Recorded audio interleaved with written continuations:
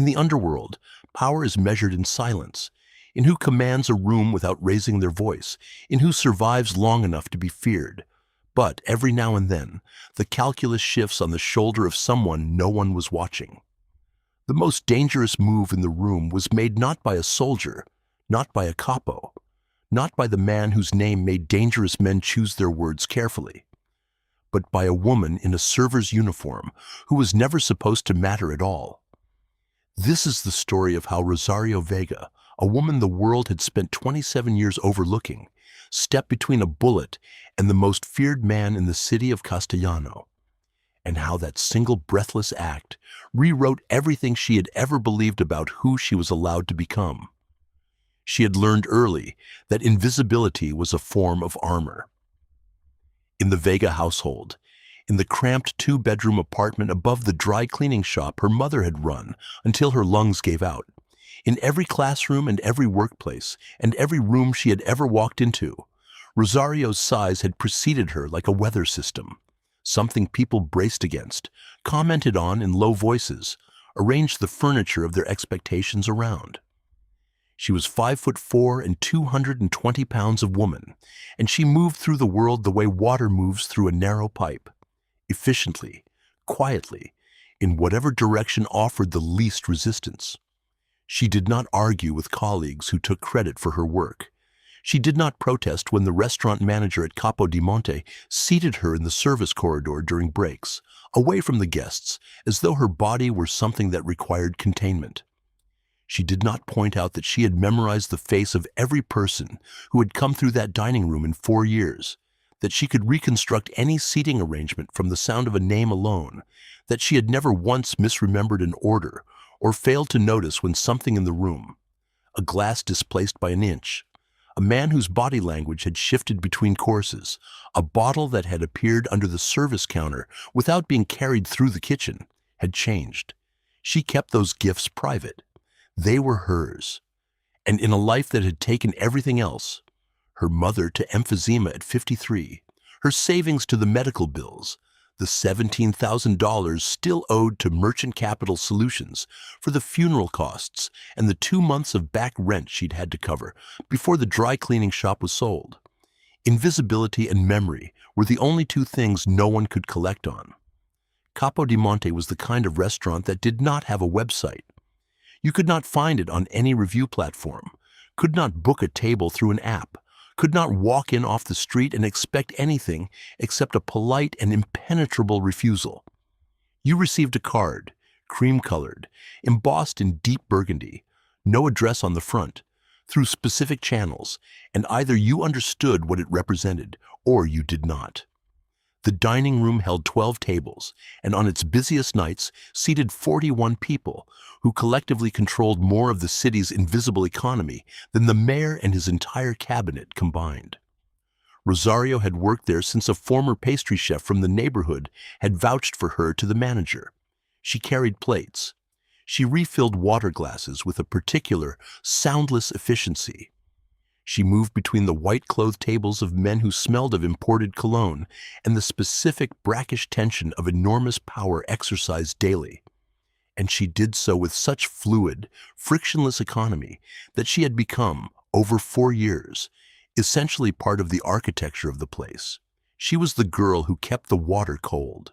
She was the one who materialized at your elbow at exactly the moment the silence between two men needed to be filled with the small, merciful interruption of a breadbasket. She was furniture. Furniture that could anticipate needs, which was the best kind. It was on the 14th of March, a Thursday, during the private dinner that Capo di Monte hosted twice a year for the inner circle of the Ferrante organization, that Rosario Vega first truly looked at the man they called Il Costruttore, the architect, Matteo Ferrante, 41 years old, 6 feet and 1 inch, dark hair cut close at the temples, going silver at the left side only, a jaw that looked as though it had been designed specifically to refuse things. He wore a charcoal suit, Keaton, she noted, and wore it the way men of real authority wore everything, as though the object was honored to be near him, not the other way around. He occupied the center table without appearing to claim it. He said almost nothing. The other men at the table spoke, debated, performed for each other with the specific vanity of dangerous men in the presence of a more dangerous man, and Matteo Ferrante listened. His eyes moved around the room at long, irregular intervals, a slow and precise sweep, a surveillance system that had learned to look casual. He had the stillness of a man who had already, long ago, calculated every exit in any room he entered and decided he did not need them. She was not supposed to have noticed the other man. Aldo Renetti was seated 2 tables away, a guest of a mid-ranking associate. He had arrived 11 minutes late, unusual in this room where punctuality was a form of respect paid to the man at the center table. He had declined the wine poured from the shared bottle, which was more unusual. He had accepted instead a glass of still water brought separately.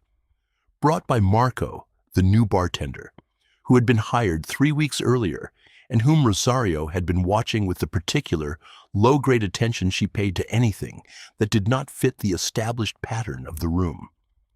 Marco hesitated half a beat too long when he mixed anything, calculating, not improvising. He checked his phone with his back to the room, a discipline that spoke of training rather than habit.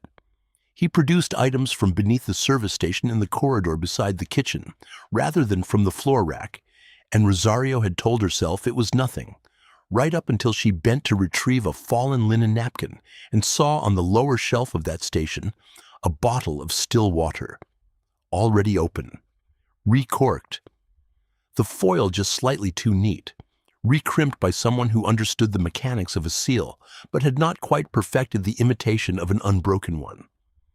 She had stood up straight with the napkin in her hand, and the understanding moving cold and definitive through her chest. She thought about the $17,000. She thought about the rules she had lived by for 4 years in this room. See nothing, know nothing, carry the bread and survive. She thought about the single moment, 11 months ago, when Matteo Ferrante's water glass had tipped at the edge of the table. He was standing, taking a phone call. His hand had grazed the base, and before she could stop herself, she had crossed the 2 steps and steadied it. A reflex, a nothing gesture, the automatic response of someone who had spent years preventing things from spilling. He had glanced at her then, just for a second, and he had said quietly, directly to her, not into the phone, but to her, with an attentiveness she had replayed more times than she could justify. Thank you. Not as acknowledgement of a service, not as the reflex courtesy extended to a piece of furniture, as the thanks offered to a person who had just done something real. She watched Marco cross the dining room floor with the separated glass balanced in his right hand, moving toward Matteo Ferrante's table with the practiced neutrality of a man performing a function, and Rosario Vega made a decision in the space of 2 heartbeats that she would spend a long time afterward trying to understand. She moved, not elegantly, not with the precision of a trained operative or the grace of a woman who had ever been certain her body moving toward something was the right call. She moved the way she had always moved, efficiently in the direction of least resistance, and she reached the table a half step ahead of Marco, and she extended her hand toward the glass on the pretense of repositioning it, the kind of invisible corrective adjustment she made 40 times a night and which no one ever noticed. And Marco's hand closed around her wrist, and the grip was not the grip of a bartender. It was the grip of a man who had done this before. It told her everything she needed to know about what was in the glass. And it told her something else, that she had moved too slowly, that the secondary threat she had registered only in her peripheral attention was no longer peripheral. The man standing at the edge of the corridor, at the far left shadow of the kitchen threshold, had been still for 4 minutes. He was not still anymore. She had no weapon. She had no training beyond the accumulated education of a body that had spent 27 years learning to move carefully through spaces that were not built for it. She had 220 pounds and 4 years of reading this room, and the single conviction, arriving without logic or preamble or any of the rational cost-benefit architecture she normally brought to decisions, that she was not going to stand still.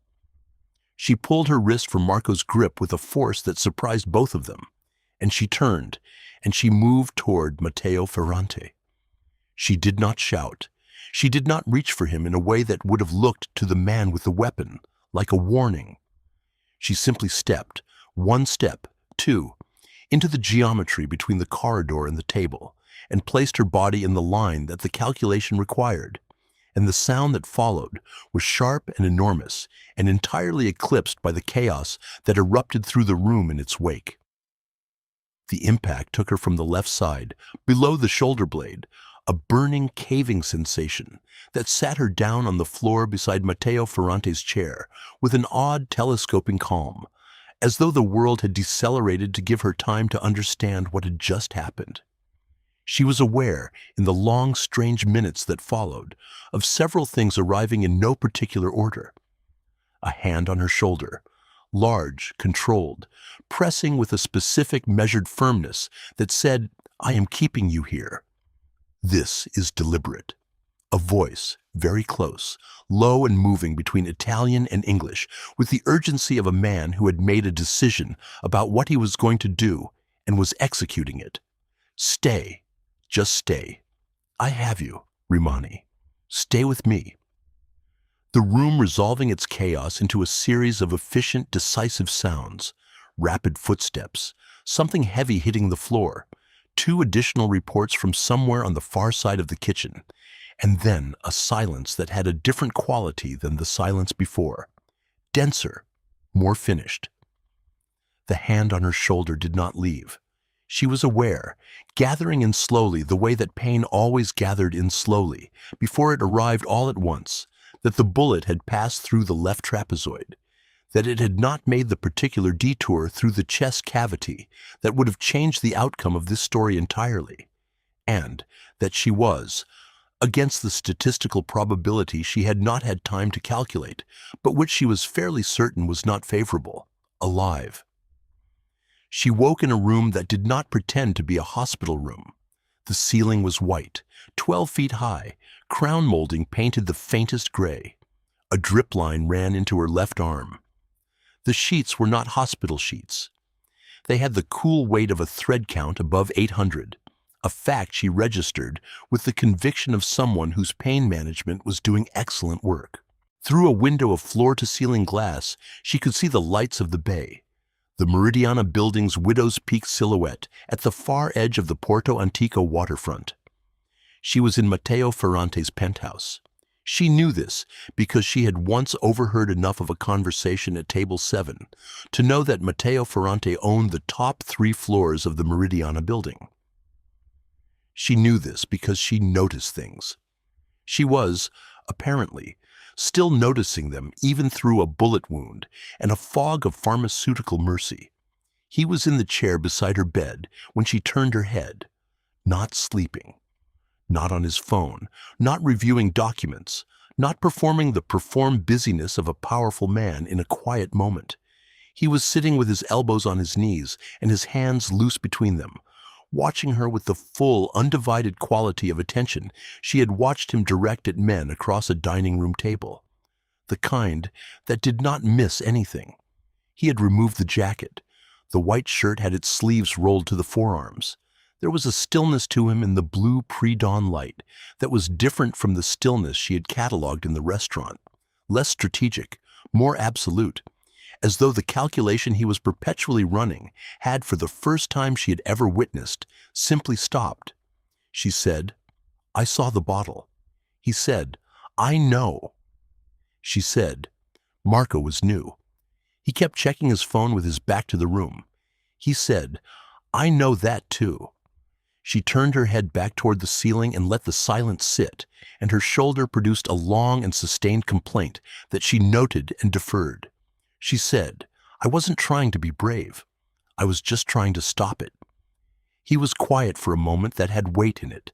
Then he said, "Those are the same thing." She looked at him again. He had not moved. His eyes in the pre-dawn light were the deep gray of harbor water at depth, and they were doing what she had watched them do for 4 years across a crowded dining room, reading, recording, weighing every micro detail with a thoroughness that was almost scientific. She understood, somewhere in the calm clarity that painkillers occasionally grant, that he had probably already extracted and catalogued everything about her that existed to be known. He said, "You saw what no one else in that room saw. You moved when no one else moved. You placed yourself in the path of a threat that was intended for me, without a weapon, without training, without any calculation of personal benefit. A pause, controlled and deliberate. I want to understand what kind of person does that." She almost laughed and caught it before it could cost her shoulder. "The kind," she said, "who can't afford to make decisions based on what makes rational sense." He looked at her for a long time. Then, very quietly, he said her name, Rosario. And it was different in his mouth than it had ever been in anyone else's. Not a designation, not a service identifier. A name used the way names were originally intended, as a specific address for a specific, irreplaceable person. He said, "The man by the corridor was Renetti's nephew, brought in from outside the city. Renetti has been running a secondary arrangement with the Braga cartel for 8 months. Aldo Renetti has been removed from the situation. Marco has also been addressed. He delivered this with the flat finality of a man describing administrative matters that had already been filed. Then, 'You are not going home,' she said. 'I have an apartment on Via Lercaro.' He said, 'You have a target. The moment it is understood, and it will be understood, that you identified the approach vector and disrupted the timeline, you become a liability to anyone connected to that room who has not yet been located and addressed.' He did not say this to frighten her. He said it with the neutral precision of a man who dealt in accurate information and understood that accuracy was a form of respect. Then, 'I protect what is mine.' She held his gaze. She said, 'I am not yours.' He said, 'Not yet.' And he said it with such perfect, unhurried certainty that she found she had no argument ready.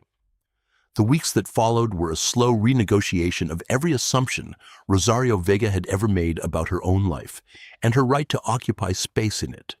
She healed in the Meridiana Tower, her physician a man of absolute discretion, with a worn leather bag, and the manner of someone who had treated wounds never meant to appear in any medical record.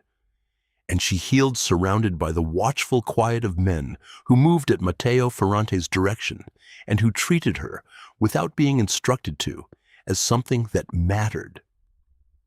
His right hand, a broad-shouldered man named Biagio with a scar through his left eyebrow and a permanently narrowed gaze that gave the impression he was perpetually assessing distances, delivered 3 meals a day with the reliability of title mechanics and left paperback novels outside her door without comment. She did not ask how Biagio knew she preferred them. She had begun to understand that in this household, things were known before they were mentioned. Not surveillance, so much as care expressed through thoroughness. He came each evening without fail, and he sat in the same chair. They talked. Or rather, she talked with the careful honesty of a woman who had not been asked her real thoughts in a very long time, and he listened with the absolute attention she was learning was simply how he engaged with things he had decided were worth his time. She learned that Matteo Ferrante had spent 20 years becoming fluent in a language, threat, acquisition, leverage, the particular violence that maintained order in a city with no other mechanism for it. And that fluency had cost him the ability to speak any other. He was relearning. She understood, both the occasion and the instruction. He looked at her in the evenings differently than he had looked at her across a dining room. The surveillance quality of his attention remained.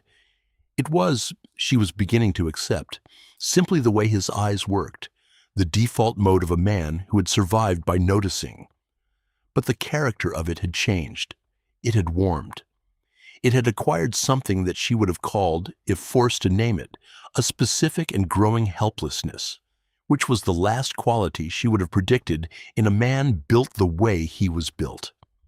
On the ninth evening, he said, without preamble, that her outstanding debt with Merchant Capital Solutions no longer existed. She stared at him. She said that was private information. He said it was $23,400 with interest, and that it no longer existed, with the same affect he used to describe the weather. She said he did not get to do that. He said it was done. Then, it is a very small thing, compared to what you gave me. She thought about the $17,000 her mother's death had left behind. She thought about the years she had spent making herself quiet and unobtrusive, and carefully small, so that no one would have reason to look at her too closely and decide she cost more than she was worth. She thought about the way his hand had stayed on her shoulder in the chaos of the dining room floor, pressing with that specific, deliberate steadiness. I am keeping you here. This is deliberate. You are worth keeping, he said very quietly, across the small distance between his chair and the edge of her bed. Come here. She got up, slowly, her shoulder still a territory of dull, insistent complaint, and crossed to him, and he reached up and took her hand with a gentleness that was startling in a man assembled from the materials he was assembled from. He turned her hand over in both of his, studying the palm with that familiar cataloging attention, as though reading something written there in very fine print. He said, Mia cara, then, in English, quieter than anything. You are the bravest person I have ever been in a room with. And I have been in rooms with people who were very afraid of dying. She said, I was afraid of dying too. He said, I know. You did it anyway. He brought her hand to his mouth and pressed his lips to her knuckles. He said, stay, not a command. A question that already understood its answer, from a man who had, she was beginning to understand, already decided that she was the thing most worth protecting in a life that had been built on the protection of territory and influence and power. All of which, she thought, were just other words for the things you could not afford to lose. She stayed. The target on her was resolved with the methodical thoroughness she was learning to associate with Biagio's particular skill set, and the information was delivered to her 3 weeks later in the same neutral, forecasting tone that Biagio brought to all communication. Aldo Ranetti's secondary arrangement with the Braga cartel collapsed over the following 60 days in a sequence of events that the city of Castellano discussed in careful, indirect language for years afterward, never quite able to identify the precise moment at which the collapse had begun. Only that something had changed irrevocably on the 14th of March, in the private dining room of a restaurant that did not have a website, and that the change had started with a woman that nobody had been watching. Matteo Ferrante did not announce to the world what Rosario Vega was to him. He did not need to. She appeared at his side at the private dinners, wearing a dress the color of deep garnet. Fitted because he had once said what colors and she had said garnet, and he had arranged for there to be garnet in the complete, unstoppable way he arranged everything he decided mattered. And the men who had looked through her for 4 years now looked at her for 1 instant and then very carefully looked elsewhere, which was an entirely different thing, and she understood that this was the real distinction, not whether they saw her, but what happened in them when they did. She did not make herself small. There was no margin remaining in those rooms for her to disappear into. He had filled it, with his hand at her back, and the quality of his regard, and the information, delivered without words, that she was a person around whom a very specific and absolute fortress had been constructed. On the night of the last dinner of the year, a man she did not know made a comment. Low, contemptuous, the reflex cruelty of someone operating from an outdated map of who she was, about the space her body occupied. The old Rosario would have reddened and looked at the tablecloth and compressed herself inward, the long-practiced architecture of apology for existing. She turned and looked at him instead, with the stillness she had been slowly inheriting from the man beside her. The flat, total, complete attention of someone who was not afraid and had stopped pretending to be. She said nothing. She did not need to say anything. Matteo Ferrante set his water glass down on the table with a particular, precise quietness that carried more threat than a raised voice, and turned his gaze toward the man. And the temperature in the silence that followed was its own form of communication. The man apologized before the evening was over. He did not come to further dinners. Rosario stood at the window long after midnight, looking out at the harbor lights, and she took inventory. The shoulder, healed to a scar she had learned to touch without flinching. The mark of the moment she had stopped letting survival be passive and made it, for once, a choice. The debt, gone. The apartment on Via Lercaro, given up. She had gone back once and found someone had boxed her books by author and her clothes by category, and left them in the entrance hall with a handwritten label on each that said simply, hers. She had not asked who. She thought about 4 years of invisibility. She thought about a re-corked bottle under a service station shelf. She thought about the 2 heartbeats in which she had moved toward a thing instead of away from it, toward the geometry of what needed to be stopped, with no armor, but the body she had spent 27 years apologizing for. The weight of her, the watchfulness of her, the accumulated, quiet, archived intelligence of a woman who noticed everything, because noticing was the only gift that had never been taken away. She heard him come to stand behind her. She had not heard the door. She was beginning to understand that Matteo Ferrante moved as she moved, efficiently, in the direction that offered the least resistance, which for him was simply the direction he chose to go. His hands settled at her waist, unhesitating, warm, fitting themselves to the shape of her with the confidence of a man returning to a place he had already decided was his and hers in the same breath. He pressed his mouth to the crown of her head. She leaned back against him and let the harbor hold her gaze. He said, "Regina," she said, "that's an ambitious title for a woman who was carrying bread baskets 3 months ago." He said, 4 years ago, a woman in this city began memorizing the faces and movements and micro-behaviors of the most dangerous men in Castellano, with a precision that no intelligence operation in this city had managed to match. She did it invisibly, without acknowledgement, because the room had decided she was furniture. And because the room had made that decision, she saw everything. He pressed his lips to the scar on her shoulder, through the garnet fabric, carefully. She was never a waitress. She was becoming the most dangerous observer in any room she entered. She simply hadn't been told yet. Rosario turned to face him. She looked at the gray eyes that had, for 4 years, swept a room and eventually, always, stopped on her. Just briefly, just long enough. The eyes of a man who noticed everything and had, she understood now, noticed her, had been noticing her.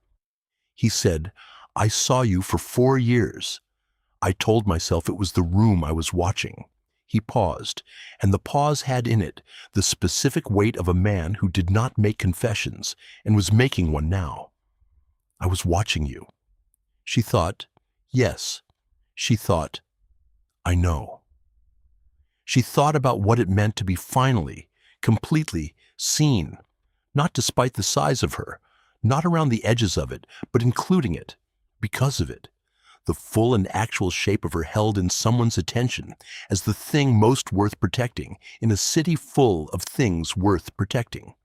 She reached up and put her hand against his jaw, and he turned his face into it with the absolute unguarded quality of a man who had stopped performing composure because she was the one person he did not need to perform it for.